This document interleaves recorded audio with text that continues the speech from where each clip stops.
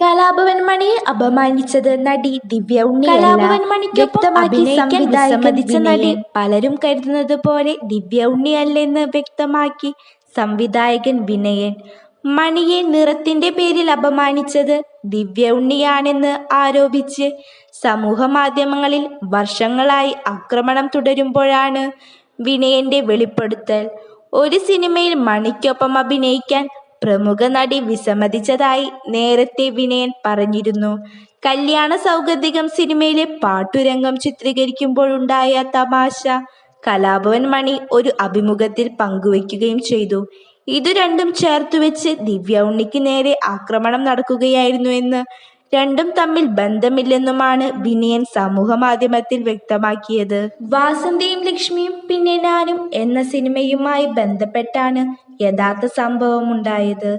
കല്യാണ സൗഗന്ധികത്തിൽ മണിയുടെ നായികയായി അഭിനയിക്കാൻ ബുദ്ധിമുട്ടുണ്ടെന്ന് ദിവ്യ ഉണ്ണി പറഞ്ഞതായി വാർത്തകൾ പ്രചരിച്ചിരുന്നു. സത്യാവസ്ഥ മണിച്ചേട്ടൻ അറിയാം.